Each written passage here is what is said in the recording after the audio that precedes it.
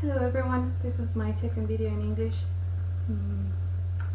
I'm a bit, I have a cold, so my voice might be a bit strange or low, so sorry about that.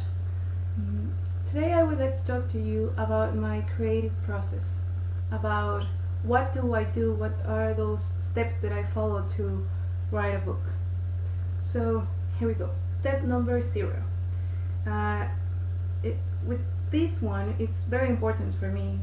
I read, and read everything and all the time. It doesn't matter if people or critics or whatever they're saying that are good books or that are bad books. The only thing that matters is to create your own opinion about the other people's work. And well, also because it helps with your vocabulary, with your rhythm, with all these language factors that are about practice, right? Reading will give you new ideas, will help your brain in so many levels. So I recommend you to make it a part of your life. And I am sure that if you want to write, you possibly already are reading as crazy, so good for you. And going to the actual process now of the writing, my first step is a storm of ideas. I have a lot of ideas all the time. It doesn't matter what I'm doing, it doesn't matter where I am, all I have are ideas. So I need to go to this process of analyze them and see what they are about, which ideas I like the most or I love, because once you choose one, you want to be very, very, very committed to that idea. You're going to be working in that idea. If you're writing a novel like I do, you're going to be working on that for months, possibly even a couple of years of your life. So please try to treat this process of selecting your ideas with respect, because you want to choose something that makes you happy. You want to choose an idea that makes you vibrate inside, so that you can really make a commitment to that idea, and you can work and read about that and research about that and be happy about whatever you chose to work with. The next step is I try to make a real wide structure of my story. I don't like to make big decisions about the story in the beginning, but I do like to have an idea of where I want to go with this story or with these characters. Once I have that, then the next step is the research. Sometimes takes me a few months, sometimes takes me up to a year. The book I am writing now, that it's in the middle, took me a year of research, and I could finally start writing it a month ago, but I had to stop now, for my injury. So I have this time where I research everything. Now, if you need help with research, there's a lot of books and manuals online you can find. Don't trust what Google says. Don't stay with Wikipedia results. Please go and do the actual research. Look for the writers for whatever subject you're looking for. Go to the experts, analyze the experts, challenge everyone. Get yourself an idea and opinions of whatever you're researching, and then challenge those ideas again and again and again, and keep reading and learning and researching. It's the magic of these times that we have all the information we need. We just have to know and learn to research and gather it. Once you've done that, what you want is to have a really good interpretation of wherever you've learned about your subject. So this part is very important.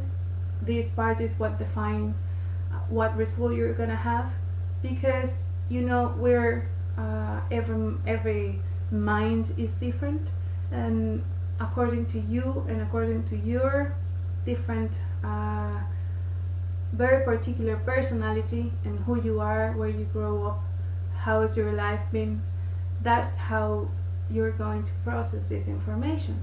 So you want to also, before you are or when you're processing this information, try to read philosophers, try to get acquaintance with the lines of analysis that there are out there. Maybe I'll make another video in the future to talk about these currents, but well, for now I don't want to go out of the subject. And once you interpret, once you are analyzing and gathering all your thoughts and ideas, well, it's the time to create characters if you haven't created them yet, and to create situations. There are a few questions that I ask myself when I'm creating the beginning or when I'm about to start the first manuscript. And the questions are: what has to happen to be in this beginning point? What has to happen to these characters to be where I want to begin my story? What's their background? What's their story? Maybe I will at some point tell this story in the book. Maybe I don't need to tell it, but it's good and it's important for me to have the background of every character to understand why they are the person that they are now. Why is this happening to them? There has to be a reason, right? And then there is another question that it's going to repeat itself in the process of creation. This question is: what does need to happen to these characters to go to the point where I want them to be? So what needs to happen in their lives to go from point A, that is when I'm starting my story, to point B, C, and the end of the story. So there are two aspects in this situation development. It's the microcosmos and the macrocosmos. So in the micro you might say, what has to happen to my character in my first page to get a consequence to take it to my last page of this chapter, for example. What has to happen to my character in point A to make it go to the end of my book. So I need to have these situations kind of delimited before I start my manuscript. And once I have all these answers and questions and information, then it's the moment for me to just sit down and let the flow of creativity. When I already had all the ideas, when I already had all the information and research that I needed to do, and then I can sit down and just get to work and make it flow. For this point, I would like to make a video in another moment to talk only about inspiration and how I find it. So I would only say that in this point I sit down and write everything. And at the end of this point, I have my first manuscript, which is going to be reviewed and corrected for 100 times. And I'm possibly going to be erasing and rewriting a few things. I'm gonna be just erasing a few others.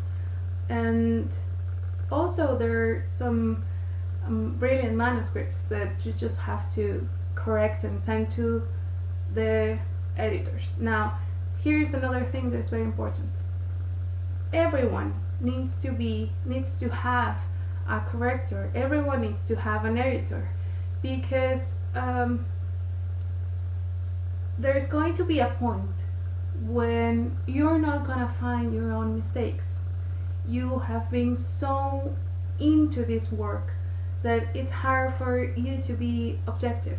So you're gonna need a clean eye, someone you trust in, and someone that you know it's gonna give you constructive criticism, not destructive. Be careful with who you work with, but yeah, I highly recommend you to have someone to go to, someone who might give you advice and read your work and correct it for you.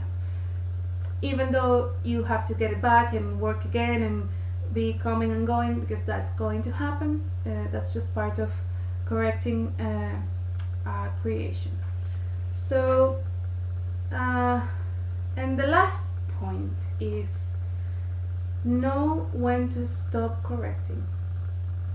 I know it's hard sometimes. There's a lot of insecurity. There's a lot of fear about showing your work, about letting it go out to the public and just be read for people. So you had to find a way, and you gotta find a moment to just stop and say, hey, hello world, here's my work, and you're free to read it. So this is, in a big scale, my process. This is how I try to work in my books. In my next video, like I said, I'm gonna talk about inspiration. Where do you find the muse? So have a very nice day, and I hope I'll be seeing you soon.